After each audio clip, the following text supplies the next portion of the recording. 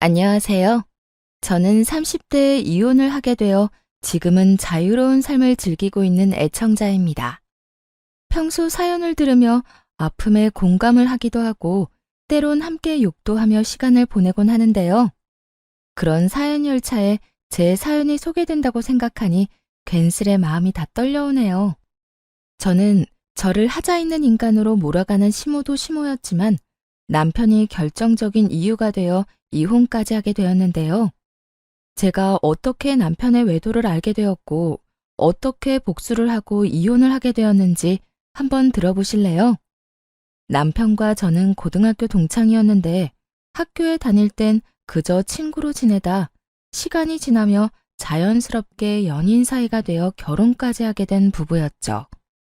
그렇게 결혼을 하게 된 지 3년, 마음만 먹으면 금방이라도 임신이 가능할 거라 생각했는데 그게 생각처럼 쉬운 일은 아니었어요. 3년 동안 임신 소식은 전혀 없었고 결혼 전 더 늦어지기 전에 임신을 하고자 잘 다니던 회사까지 그만두고 몸 관리를 하며 임신을 하려 노력했죠. 남편 역시 저와 함께 병원을 다니며 임신을 위해 노력하고 있었고 그렇게 저흰 큰 소리 나는 일 없이 지내고 있었어요. 하지만 부부 사이만 좋다고 해서 스트레스가 없는 건 아니었어요. 임신이라는 게 몸도 몸이지만 심적으로 편안해야 잘 될 텐데 시모와 시누이는 임신을 방해라도 하려는 사람처럼 저를 괴롭히기 일쑤였어요. 엄마, 우리 집엔 임신 못해서 올케처럼 고생한 사람은 없지 않아? 내가 알기로는 그런 사람이 없는데 올케는 뭐 때문에 임신이 그렇게까지 안 되는 거지? 그러게나 말이야. 우리 집엔 그런 유전자 자체가 없는데 너희가 아기가 안 생기는 거 보니 아무래도 네가 무슨 문제가 있는 것 같구나. 우리 아들은 절대 문제가 있을 리가 없으니 말이야. 친정 역시 임신 때문에 고생한 사람이 없는데 저딴 식으로 말하니 기분이 나쁜 건 당연했어요. 거기에다 병원에서 검사받은 결과 남편뿐 아니라 저 역시 아무 문제가 없었고 그런 사실을 두 사람에게 여러 번 강조해서 말해주었는데도 불구하고 저런 말을 계속하니 정말 스트레스가 이만저만이 아니었어요. 제가 여러 번 말씀드렸잖아요. 병원에선 저희 몸엔 아무런 문제가 없다고 했다니까요. 그러니까 그런 말은 좀 하지 말아주세요.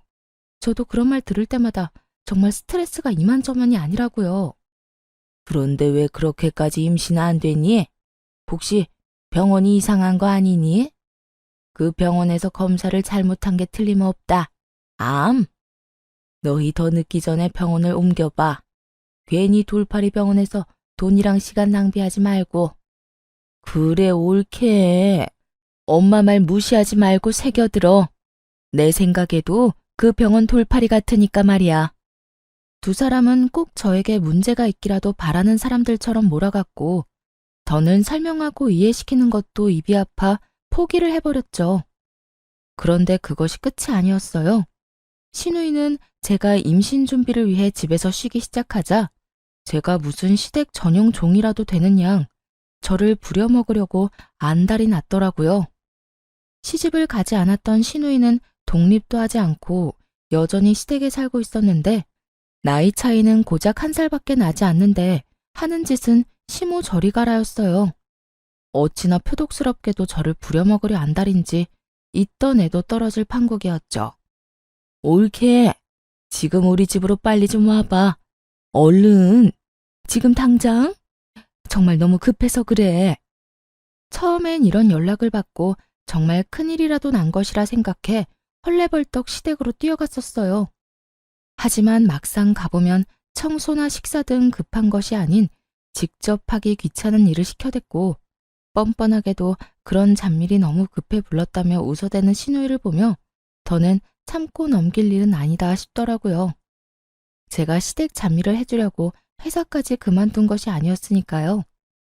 그렇게 마음을 고쳐먹은 이후 전 시누이의 연락을 아예 무시해버리거나 연락을 받는 날엔 아예 못 간다고 못을 박아버렸습니다. 그리고 그날은 시누이와 큰 소리가 오간 날이었어요. 그날 역시 시누이에게 연락이 왔고 또 급한 일이 있다며 시댁으로 오라고 하더라고요. 무시하는 것도 하루 이틀이고 바쁘다고 하는 것도 한두 번이지. 더는 이런 식으로 상황을 외면하는 것도 아니란 생각이 들더군요. 아예 이 싹을 뽑아버려야 한다는 생각이 들었어요. 그래서 전 좀 더 단호하게 제 생각을 말하기로 했죠. 옳게. 요즘 왜 이렇게 연락이 안 돼? 무슨 일 있어? 무슨 일 있는 건 아닌데 왜 그러세요? 왜 그러긴. 우리 집에 좀 오라고 전화했지. 집에 급한 일이 있어서 그러는데 지금 좀 빨리 와. 알겠지? 형님, 저도 바빠서 못 가요. 뭐? 뭐라고? 옳게 지금 뭐라고 그랬니? 지금 못 온다고 한 것 같은데 내가 제대로 들은 게 맞아? 요즘 따라 도대체 왜 이래? 내가 급한 일이 있다니까. 그래도 못 온다고 한 거 맞아? 네, 제대로 들었네요. 형님, 말이 나왔으니까 하는 말인데 제가 회사를 쉬고 있다고 해도 저도 사생활이 있는데 어떻게 형님이 부를 때만 기다리고 있겠어요? 저도 오늘은 바빠서 못 가니까 급한 일은 알아서 해결하세요. 신우이는 못 간다는 제 말에 화가 났는지 막말을 하기 시작하더라고요. 아니, 평소 신우이의 개념이 얼마나 수준 이하인지를 적나라하게 나타내는 말들을 서슴없이 해대고 있었죠. 옳게. 진짜 이런 식으로 나올 거야? 집에서 내 동생 돈이나 쓰면서 노는 주제에 바쁘긴 뭐가 바빠? 그냥 시댁 오기 싫어서 거짓말하는 거 누가 모를 줄 알아? 그리고 시댁 식구가 오라고 하면 오고 가라고 하면 가는 게 며느리로서 당연히 해야 하는 도리인 거 몰라? 이런 말까지 듣고 나니 저만 웃는 얼굴로 대할 필요는 없다는 생각이 들더라고요. 거짓말은 형님이 먼저 했죠. 바쁘다고 그날리를 피워서 급하게 가보면 청소해라, 밥해라 등등. 그리고 형님, 같은 여자로서 그런 식으로 하고 싶으세요? 며느리로서 도리 중엔 그런 건 듣도 보도 못했네요, 저는. 제발 적당히 좀 하세요. 저요, 임신하려고 회사 그만둔 거지. 그런 일이나 하려고 회사 그만둔 거 아니라고요. 그러니까 앞으로 급하다는 핑계 대면서 저 시댁으로 부르지 마세요.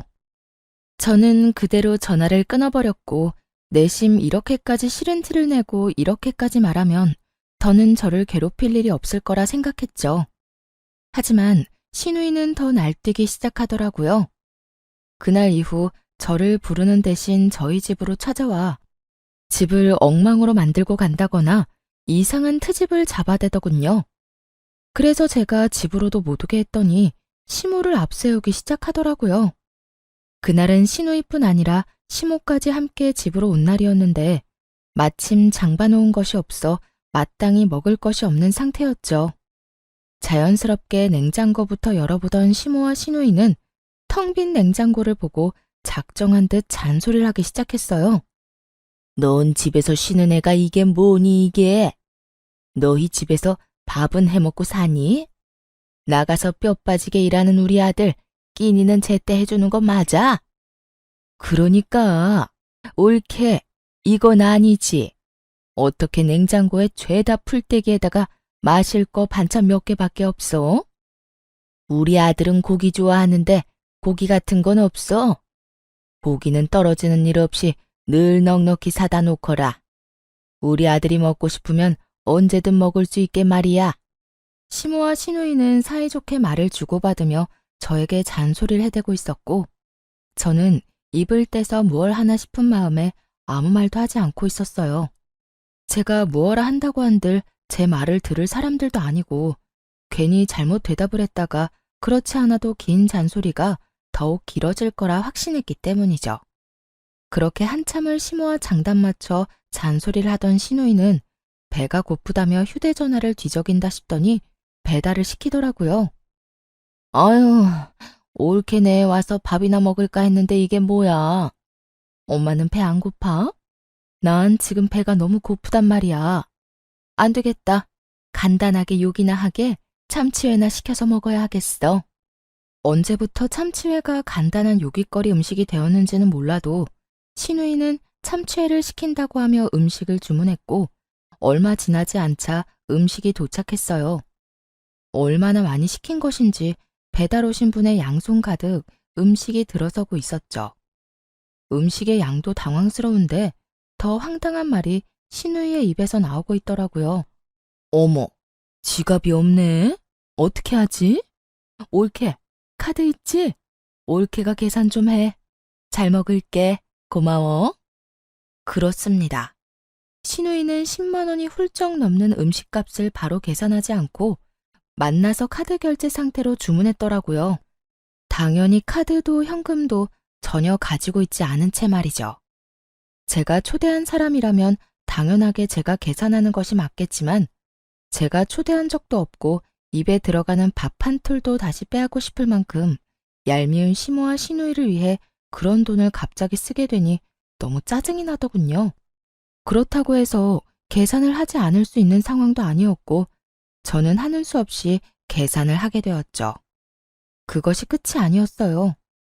정작 계산한 사람은 저인데 회는 저에게 한 점 먹어보라는 말도 없이 자신들의 앞접시에 다 옮겨 담아버린 후였고 함께 시킨 사이드 메뉴들은 일부러 다 헤집어 놓은 뒤라 손도 대고 싶지 않았어요. 어머, 올케는 왜 안 먹어? 설마 우리가 먼저 먹었다고 기분 상해서 안 먹는 거야? 에이, 설마. 아가, 너 우리 딸 말이 사실이야? 우리가 음식에 젓가락질 좀 했다고 기분 나쁜 거야? 아니면 더럽니? 그냥 입맛이 좀 없네요. 두 분이서 맛있게 드세요. 애초에 제 몫은 없는 것 같기도 하고요. 두 사람의 고의성이 다분한 치사하고도 어이없는 행동을 보며 따지기는커녕 말도 섞고 싶지 않더라고요. 그래서 전 대충 대답을 던져주곤 소파에 앉아 애써 두 사람에게 신경을 쓰지 않으려고 노력했어요. 그렇게 집안도 제 마음도 다 헤집어 놓은 두 사람이 돌아가고 난 후 저는 이딴 인간들 뒷바라지나 하려고 결혼을 했나 하는 회의감마저 들었고 두 사람이 어질러 놓은 그 어떤 것도 치우지 않은 채 멍하니 앉아있으니 남편이 들어오더군요. 뭐야? 집이 왜 이래? 엉망이 된 집을 본 남편이 화들짝 놀라며 저에게 물었고 너무 어이없는 상황에 화조차 나지 않았던 전 아무 감정도 없는 목소리로 남편에게 말해주었죠. 오늘 형님이랑 어머님 다녀갔어. 식탁 위에 음식물이랑 쓰레기는 형님이랑 어머님이 먹고 치우지도 않은 거고. 나머지 집안 꼴도 두 사람이 다 헤집어 놓고 간 거야. 뭐? 우리 엄마랑 누나가? 심지어 오늘이 처음도 아니야. 형님은 자주 왔고 어머님은 형님만큼은 아니지만 가끔 형님이랑 올 때마다 이런 식이었어. 그래서 하는 말인데 당신이 해결 좀 해. 뭐? 내가? 나보고 어떻게 하라고. 전화를 하든 만나서 이야기를 하든 당신이 해결 좀 해. 난 더는 이런 식으로는 못 살 것 같아. 내가 당신을 사랑해서 결혼한 거지 이런 꼴이나 당하려고 결혼한 건 아니잖아. 이게 뭐야. 시댁 전용 하녀도 아니고. 뻑하면 사람 불러서 부려먹는 것도 모자라서 그마저도 상황이 여의치 않으니까 연락도 없이 남의 집에 들이닥쳐서 사람 괴롭히는데 내가 언제까지 참고 살 수는 없지 않겠어? 그러니까 당신이 알아서 해결해. 남편은 언성을 높이지도 화를 내는 투도 아닌 저를 보며 상황이 더욱 좋지 않음을 느낀 것 같더라고요. 저를 대신에 큰 소리를 내며 휴대전화를 들고 밖으로 나가버렸으니 말이에요. 뭐? 심지어 이번이 처음도 아니란 말이야? 아, 정말 두 사람 다 왜 그러는 거야? 있어봐. 내가 통화 좀 하고 올 테니까 말이야. 이렇게 큰 소리를 치며 남편은 나가버렸고 저렇게까지 화를 내며 나갔으니 다 해결하고 돌아올 거라 생각했어요. 하지만 이런 제 기대와는 달리 통화를 끝내고 집으로 돌아온 남편은 들어오자마자 휴대전화를 내려놓으며 오히려 저에게 짜증을 내기 시작하더라고요. 당신, 내가 방금 누나하고 통화했는데 당신이 먼저 우리 누나 연락은 다 무시했다며? 우리 집으로 오라고 해도 바쁘다고 하고 끊어버리고 누나 말로는 당신이 먼저 말을 기분 나쁘게 했다고 하던데 그게 사실이야? 신우이는 사건의 시작이 어떻게 된 것인지는 쏙 빼먹고 딱 제가 본인에게 한 말과 행동만을 남편에게 전달했더라고요. 잘못은 시모와 신우이가 한 것인데 남편에게 짜증을 내는 것은 아니란 생각에 지금껏 참아왔는데 남편이 그 성의 없는 말투에 참아왔던 화가 끌어넘치더군요. 형님이 그래? 내가 먼저 연락도 무시하고 집으로 오라고 해도 가지도 않았다고? 내가 왜 그랬을 것 같아? 당신은 날 그렇게도 몰라? 내가 이유도 없이 그랬을 사람으로 보이냐고. 당신이 신경 쓸까봐 이때까지 말 안 한 건데 나 일 쉬기 시작하면서부터 형님 심심하면 나 불렀어. 급한 일 있다고 숨 넘어갈 것처럼 연락이 와서 가보면 설거지해라, 청소해라, 밥해라 등등. 내가 그런 거 하려고 일 쉬는 거 아니잖아. 우리 임신 때문에 나도 좋아하던 내 일까지 그만두고 집에서 관리하는 거 아니야. 그런데 어머님이랑 형님은 그런 나를 불러서는 부려먹기 바빴다고. 형님이 그런 식으로 나오는데 당신 같으면 네네 하면서 연락받고 싶겠어? 저는 고함을 지르며 따져 물었고 남편은 제 말에 잠시 움찔하는가 싶더니 생각이란 없는 인간처럼 시댁편을 들기 시작하더군요. 이유가 어찌 되었든 당신이 우리 누나 연락도 무시하고 말도 그딴 식으로 한 건 당신이 잘못한 거야. 누나가 그래도 당신보다 나이도 많고 손윗사람인데 그렇게 무시를 당했으니 기분이 좋을 리가 있겠어? 그러니까 당신이 적당한 때 봐서 우리 누나한테 사과해. 알겠어? 신우이 대변인 노릇을 하느라 정신이 나가버린 남편을 보는데 정말 오만정이 다 떨어진다는 말의 의미를 알겠더라고요. 저에게 신우에게 사과를 하라며 우겨대는 남편을 보는데 사람이 어쩌면 그렇게 미워 보이는지 더는 마주하고 싶지도 않더군요. 그래서 전 시모와 신우이 때문에 엉망이 된 집을 손가락질하며 말했어요. 사과는 당신이나 하고 이 집 정리도 당신이 해. 뭐? 내가 왜? 내가 왜? 몰라서 물어? 이거 내가 어지럽혔어? 다 당신 엄마, 당신 누나가 이런 거잖아. 식탁 위에 저것들도 계산은 내가 했지만 난 한 입도 못 먹었고 이 집도 내 집이지만 내가 어지럽힌 건 단 하나도 없어. 당신 식구들이 이렇게 한 거니까 당신이 다 치워야 하는 건 당연한 거 아니야? 하여튼 난 절대로 못하니 당신이 알아서 처리해. 알겠어? 그렇게 저는 그대로 방으로 들어와 버렸고 밖에서 구시렁거리는 소리와 함께 치우는 소리가 들려오더군요. 그날 남편은 본인이 치운 거실에서 잠을 잤고 그렇게 저희의 사이는 점점 멀어지고 있었어요. 그때쯤부터 남편은 집에서 말도 거의 하지 않기 시작했고 전형적인 바람난 남자의 절차를 밟기 시작하더군요. 그런 남편의 모습을 보며 저는 수상하다고 생각했고 그런 생각이 짙어지던 찰나 고등학교 동창인 여자친구에게 전화가 오더라고요. 이 친구 역시 저와 똑같이 같은 고등학교 남자친구와 결혼을 한 친구였는데 할 말이 있다며 망설이는 것이 보통 일은 아니겠구나 싶더군요. 한참을 망설이던 친구의 입에서 나온 이야기는 제 예상을 훨씬 뛰어넘는 이야기였어요. 며칠 전에 남자애들끼리 동창회 한 건 알고 있어? 우리 남편도 다녀왔는데 글쎄, 그 자리에 네 남편이 여자친구라면서 어떤 여자를 데리고 왔다더라? 그 인간 진짜 미친 거 아니니? 아무리 남자들끼리 모인 자리라고 해도 그 자리에 있는 남자애들 너랑 네 남편이랑 결혼한 거 다 아는데 그런 자리에 여자친구를 데리고 갔다는 것 자체가 제정신이 아닌 거야. 남자들끼리 암묵적으로 비밀로 하고 있는 모양인데 우리 남편은 아무리 그래도 이건 아닌 것 같다면서 나한테 말해주더라고. 내가 이런 말을 너한테 해야 하나 말아야 하나 고민하다가 아무리 생각해도 괘씸해서 안 되겠더라고. 그러니까 너도 넋놓고 있다가 뒤통수 맞지 말고 뒷조사 하든 해서 준비 단단히 하고 있어. 충격이 크더라고요. 외도를 저지르고 있다는 사실을 알게 된 것도 충격이었지만 어떻게 상간녀를 데리고 동창회를 나갈 생각을 할 수 있는 것인지 정말 제 상식으론 이해가 되지 않더군요. 얼마나 내가 우스웠으면 그런 식으로 행동했을까? 분노가 머리 끝까지 차올랐죠. 동창생들 앞에서 소개하면 저도 모를 리가 없잖아요.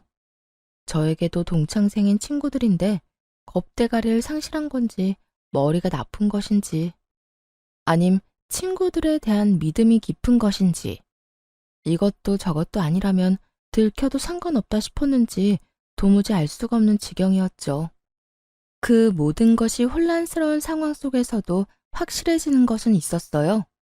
그 인간은 저와 이혼이 하고 싶어 환장한 인간이 분명했고, 전 그런 인간과 이혼을 해야 한다는 것 말이죠.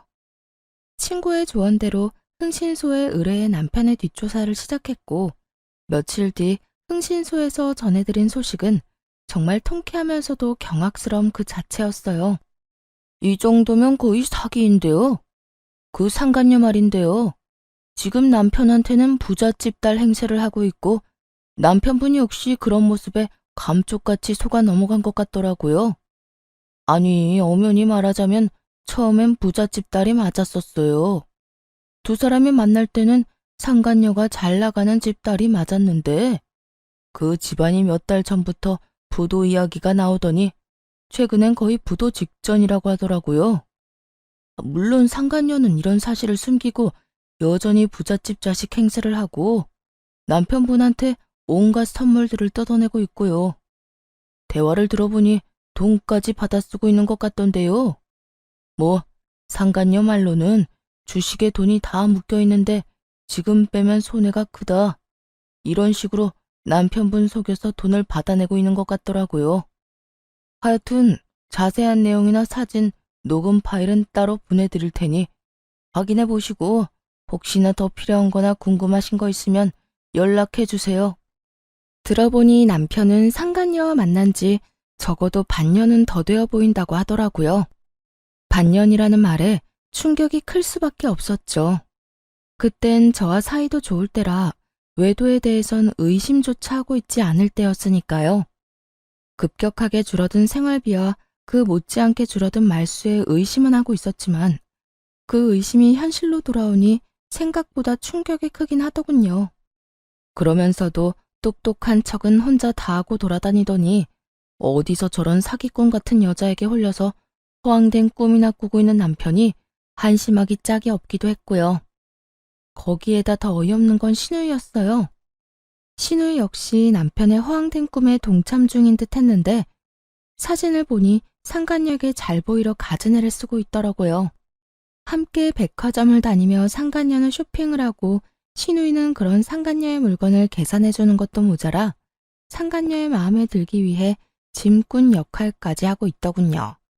그 사진을 보는데 얼마나 웃었나 모릅니다. 거기에서 끝이 아니었어요.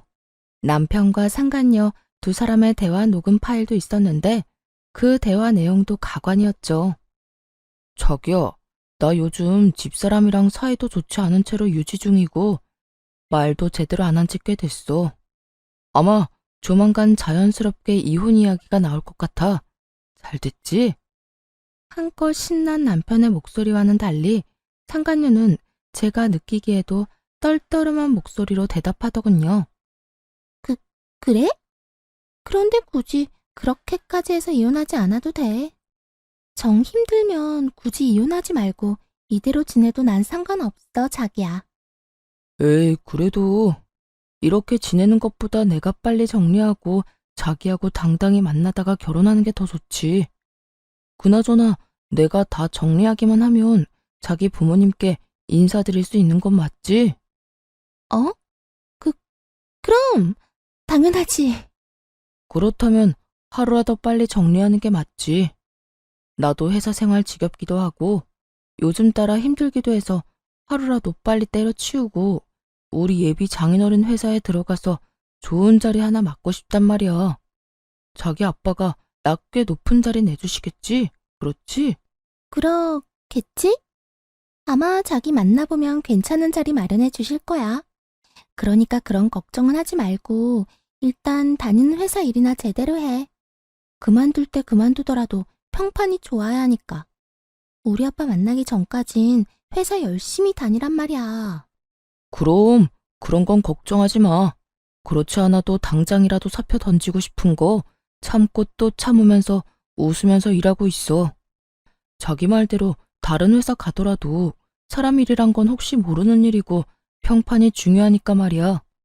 남편은 상간녀가 파트로 매주를 쓴데도 믿을 태세였고 상간녀는 정말 이혼까지 하고 회사를 그만둬버리면 자신이 남편을 꼼짝없이 책임져야 하니 그건 또 싫었을 거예요. 그렇다고 해서 지금 든든한 돈줄이 되어주는 남편을 버릴 순 없어 보이더군요.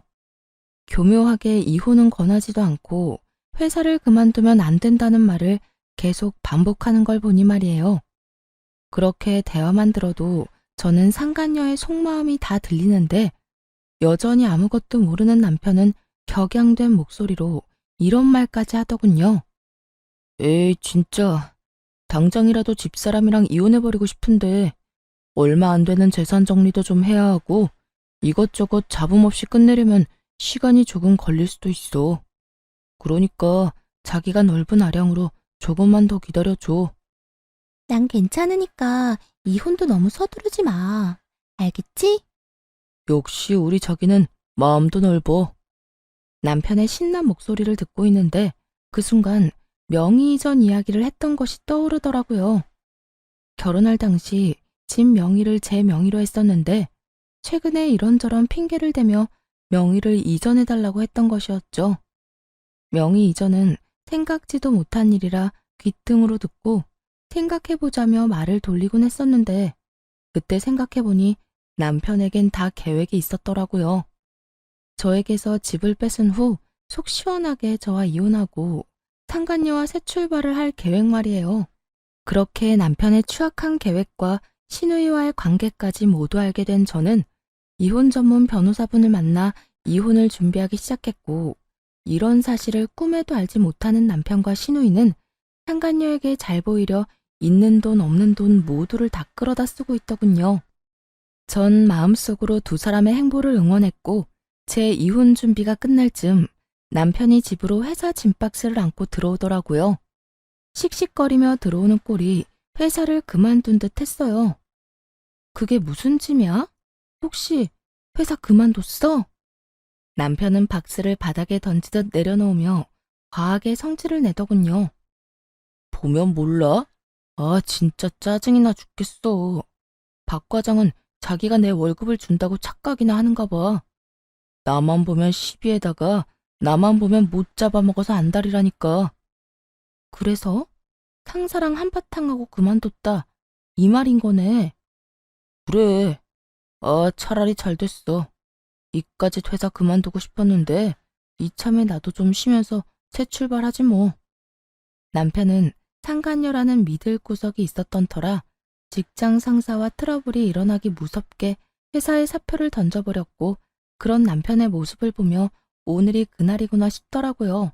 자고로 집도 절도 없을 때 버려야 더 큰 복수가 되지 않을까 싶었으니까요. 전 여전히 씩씩거리는 남편을 뒤로 한 채 방으로 들어가 남편의 짐을 싸 거실로 나왔어요. 제가 큰 캐리어를 건네자 소파에 앉아 넥타이를 풀던 남편이 화를 내며 말하더라고요. 이게 뭐야? 나 나가라고? 응, 나가. 당신 진짜 너무한 거 아니야? 아무리 당신이랑 상의 한마디 없이 회사를 그만뒀어도 그렇지. 어떻게 이런 식으로 가장을 내쫓으려고 할 수가 있어? 그렇게 상간녀에겐 이혼 노래를 부르더니 막상 저에게 쫓겨나는 건 자존심이 상하는 일이었던 건지 화를 막 내더라고요. 그 모습이 얼마나 기가 차고 어이가 없는지. 저도 모르게 코웃음이 다 나더라고요. 당신이 상의도 없이 회사 그만둔 거? 물론 그것도 문제가 있지. 그런데 설마 그런 걸로 내가 당신을 쫓아내겠어? 그러면 이 짐은 뭔데? 방금 나보고 나가라며. 응, 나가. 내가 지금 나가라는 건 당신이 단지 회사를 그만둬서 그런 게 아니라 당신이 바람을 피우고 있기 때문이야. 당신이 바람을 피우고 있는데 회사 그만둔 게 무슨 문제가 되겠어? 여보, 내가 바람이라니 무언가 오해를 하나 본데 나 그런 짓 절대 못하는 거 알잖아. 그런 짓은 절대 못한다는 인간이 내 뒤에선 내 등에 그렇게 비수를 꽂았어? 내가 정말 몰라서 이때까지 참은 줄 알아? 저는 고함을 질러버렸고 남편의 얼굴은 사색이 되어가더라고요. 제가 모든 사실을 안다는 건 계획에는 전혀 없던 일이라 어떻게 해서든 이 난관을 헤쳐나가 보려 갖은 애를 쓰더군요. 무슨 말을 하는 거야 도대체. 어디서 무슨 말을 들었는지는 몰라도 다 오해야. 당신은 나를 그렇게도 몰라? 나 당신뿐인 거 누구보다 당신이 더 잘 알잖아. 어쩌면 이렇게도 같은 말을 해대는 건지. 남편 역시 세상에서 여자는 저뿐이라는 듯 간절한 눈빛으로 거짓말을 해대고 있었고, 전 그런 남편에게 콧방귀를 뀌어주며 제가 듣고 본 사실들을 읊어주기 시작했어요. 당신을 잘 알긴 알지. 당신 남자들만 모이는 동창회 상간녀까지 모시고 갔더라. 남자들 우정도 참 별거 없지? 이렇게 금방 내 귀에 들어오는 거 보면 말이야. 그것뿐이야? 당신 누나도 그 여자랑 짝짝꿍이 맞던데? 백두기도 아니고 이 백화점 저 백화점 다니면서 돈을 물 쓰듯이 쓰던데? 당신이 그걸 어떻게... 누가 다 말한 거야? 당신 혹시 내 뒷조사했어? 뒷조사를 했든 앞조사를 했든 지금 어떻게 한지가 중요해? 내가 모든 사실을 다 알았다니까. 당신이 지금 부잣집 여자랑 적어도 6개월 전부터 만나왔단 거. 그 부잣집 여자한테 눈이 멀어서 나하고 어떻게 하면 이혼을 잘할 수 있을까 머리 굴리고 있는 거. 심지어 바람까지 피운 주제에 꼴랑 하나 있는 이 집도 나한테서 뺏어가려고 명의까지 가져가려고 했던 것까지 말이야. 참 대단하다 대단해.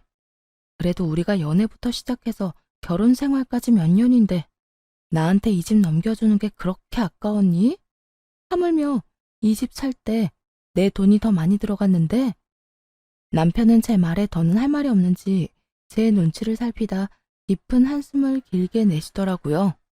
그리고는 이내 지금까지 보였던 눈빛과는 전혀 다른 눈초리로 절 보며 이렇게 말하더군요.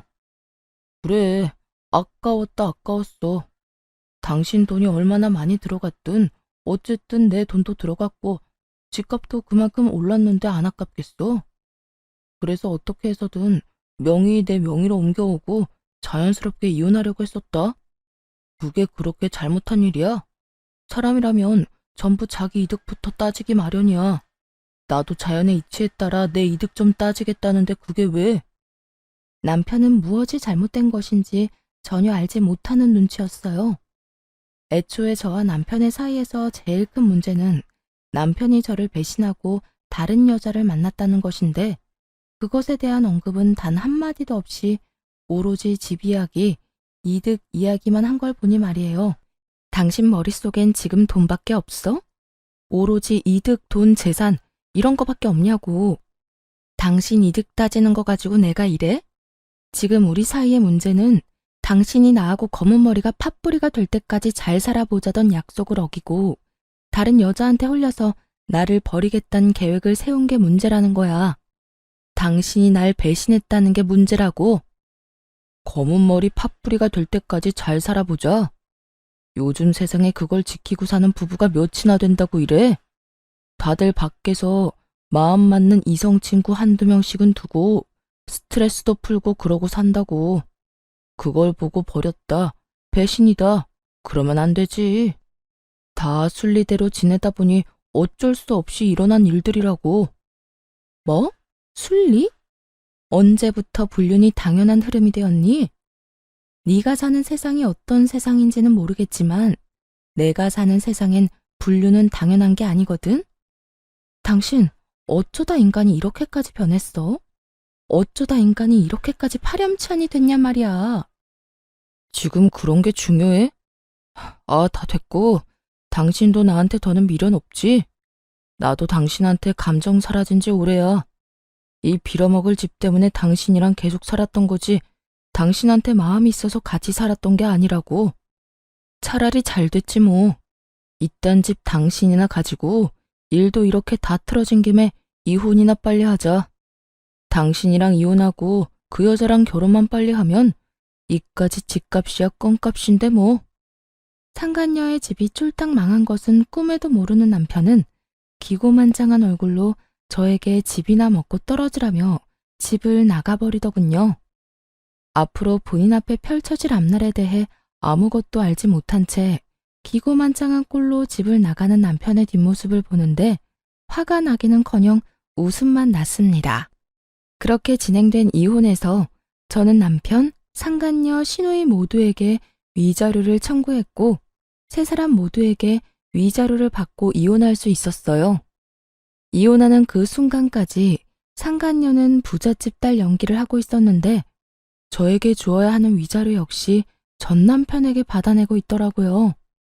자기야, 나 아직 주식 정리를 못했는데 위자료 어떻게 해? 아까 들어보니까 위자료 이자가 은행 이자보다 높던데. 그냥 주식을 정리해야 싶기도 하고. 그런데 지금 정리하면 손해가 너무 심한데? 그래? 그러면 그냥 내가 대출받은 김에 조금 더 받아서 줄게. 어차피 그 주식 한 달 정도만 있으면 정리할 수 있다고 했잖아. 응, 들리는 찌라시엔 한 달 내로 따상 갈 거라고 하더라고. 그렇게만 되면 내가 진짜 이자까지 쳐서 다 줄게. 돈만 돌려주겠어? 자기 인생 펴는 거야, 이제. 상간녀의 말에 전 남편은 얼굴 한가득 행복 가득한 미소를 지어 보이더라고요. 저와 이혼하는 그 마당에 말이죠. 그 모습을 보는데 저 역시 웃음이 터져나와 크게 혼이 났네요. 주식에 큰돈이 묶여있는 것도 거짓말, 앞으로 인생이 필 일만 남았다는 것도 거짓말이란 것을 저는 잘 알고 있었으니까요. 그렇게 전 남편과 전 시누이가 빚쟁이가 된 채 소송은 마무리되었고 이혼 확정 서류를 제출하면 모든 것이 끝이 나는 날이 다가왔어요. 전 남편은 서류를 제출하려던 저를 기다리고 있었는데 그 몰골이 말이 아니더라고요. 죽도 한 그릇 못 얻어먹고 다니는 것인지 피골이 상접한 것은 물론이었고 행색도 남루한 것이 굳이 물어보지 않아도 어떤 상황인지 훤히 보이더군요. 제가 전 남편을 발견한 직후 전 남편 역시 저를 발견했는지 다짜고짜 저에게 달려와 무릎을 꿇고 빌기 시작하더군요. 여보, 서류 제출하러 온 거야? 이 서류 제출하면 우리 진짜 끝인 거 알고는 있지. 잘 알고 있지. 그러니까 이렇게 아침 대바람부터 온 거 아니겠어? 하루라도 빨리 너 같은 인간이랑 깨끗하게 정리하려고 말이야. 여보, 그러지 말고 다시 한번 생각해보면 안 될까? 우리가 이렇게 이혼한다는 거 정말 말도 안 되는 일이잖아. 뭐? 말도 안 되는 일? 뭐가 말도 안 되는데? 당신 말대로 우리 고등학교 때부터 해서 지금까지 함께한 시간이 얼만데 이대로 우리가 헤어진다는 게 말이나 된다고 생각하는 거야? 정말 웃기지도 않더라고요. 그 긴 세월이 그렇게나 소중하다는 사람이 어떻게 다른 이유도 아닌 외도로 인해 이혼까지 하게 만들었으니 말이에요. 심지어 끝까지 반성은커녕 비웃기 바빴던 걸 제가 다 기억하고 있는데 이제와 이렇게 매달리는 꼴을 보고 있자니 통쾌하기는커녕 미친 듯이 화가 났어요. 그 세월이 그렇게 소중했다는 인간이 그딴 짓을 했니? 기억 안 나?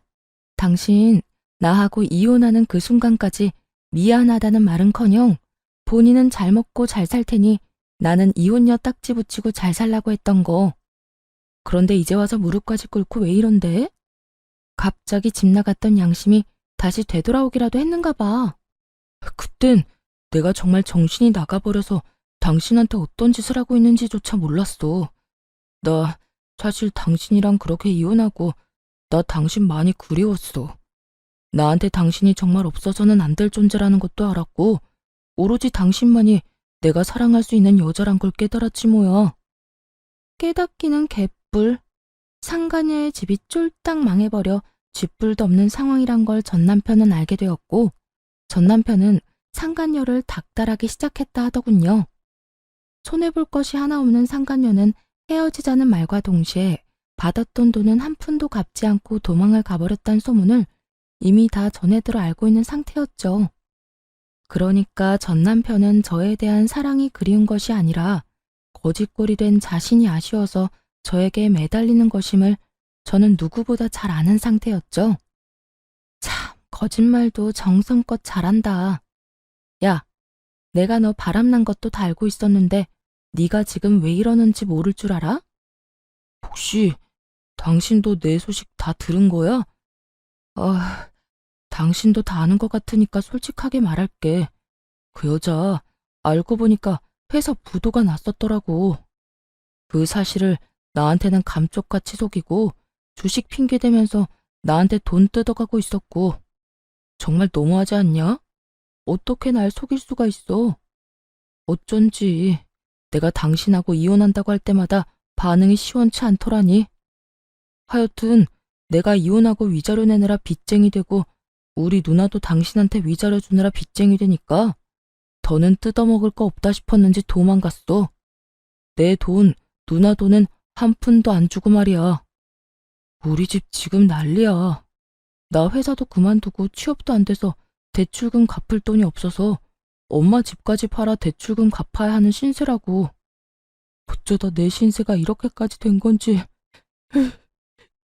전 남편은 눈물까지 짜내며 하소연을 하고 있었고 전 궁금하지도 않은 이야기를 듣고 있자니 하품이 다 날 지경이었어요. 그걸 몰라서 물어? 남의 가슴에 대못 박아놓고선 너는 평생 떵떵거리면서 행복하게 살 수 있을 거라 생각했어? 남의 눈에 눈물 나게 하면 네 눈엔 피눈물 나는 법이야. 그래서 할 말은 다 했니? 그 하품이 나오게 지겨운 하소연은 다 해댔냐고. 전 남편은 자신이 이렇게 눈물까지 쏟아내며 말하면 저 역시 눈물이라도 흘릴 거라 생각했는지 제 반응에 크게 당황하며 다시 울고불고 빌기 시작하더라고요.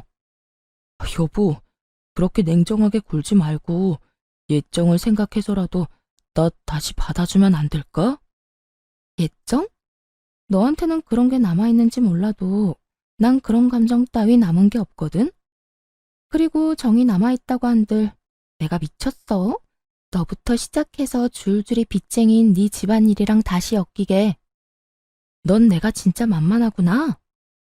만만한 게 아니라 당신이 날 금전적으로 조금만 도와주면 이까짓 어려움은 금방 이겨낼 자신이 있어서 그래. 당신 지금 여유 자금 꽤 있을 거 아니야. 나하고 그 여자 우리 누나한테 받은 위자료. 설마 다 쓴 건 아니지. 그 돈을 벌써 다 썼을 리는 없잖아. 그렇지? 이때껏 꼴꼴 감춰두었던 전 남편의 추악한 속내가 드러나고 울고불고하며 제 바짓가랑이를 붙잡고 있는 전 남편의 손을 뿌리쳐버렸어요. 이거 나 소름 끼치니까.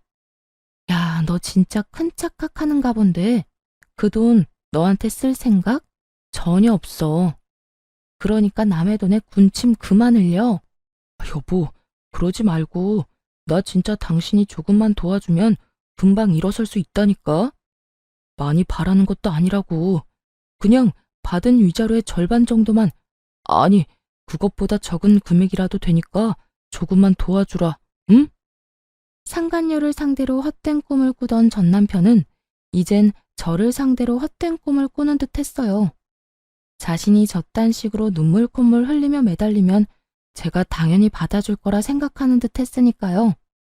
정말 착각은 자유라고들 하지만 이 정도 현실 가능성이 없는 착각에 저를 끌어들인다는 사실 자체가 기분이 슬슬 나빠져 오더군요. 야, 그 말도 안 되는 착각에 날 끌어들이지 말아줄래? 그 꿈 같은 계획은 잠잘 때나 꾸고 현실에선 네가 한 짓에 대한 벌 제대로 받아. 알겠어? 여보 제발. 나 진짜 큰일 나. 한 번만 받아주라. 제발. 이거 나 한 번만 더 내 몸에 손대잖아? 나 진짜 그대로 경찰에 신고해버릴 거야. 나 알지? 한다면 한다는 사람인 거. 그러니까 이상한 짓 그 정도만 하고 이럴 시간에 일자리나 알아봐. 돈은 자기 손으로 벌 생각을 해야지 남의 재산 탐내다가 그 모양 국골이 돼놓고도 아직도 정신을 못 차렸어? 네 일은 네가 알아서 해결해. 전 그대로 전 남편을 뿌리쳐버리곤 서류를 제출해버렸고 그렇게 지긋지긋한 인연이 끝났습니다. 그 후 전 집도 옮기고 회사도 옮겨버린 후 잘 지내고 있습니다. 한동안 전 남편과 전 시댁 식구들이 계속 연락을 해와 귀찮은 일이 있긴 했지만 차단 깔끔하게 했더니 요즘엔 연 끊겨버린 지 꽤 되었어요. 새로운 회사에서 일하기 시작한 지 1년이란 세월이 지났고 이제 적응도 되어 아주 만족스러운 삶을 살고 있어요. 아직 마음의 준비가 되지 않아 누군가를 만난 적은 없지만 제 마음이 누군가를 받아들일 준비가 되고 좋은 사람만 나타난다면 언제든 연애할 생각은 있습니다. 이혼을 하며 전 남편과 전 시댁에 많은 실망을 한 것은 맞지만 모든 사람이 전 남편과 같은 사람은 아닐 테니까요. 거기에다 한 번 결혼에 실패했다는 이유로 혼자 평생 외롭게 살 생각은 없기에 열린 마음으로 살아보려고 합니다.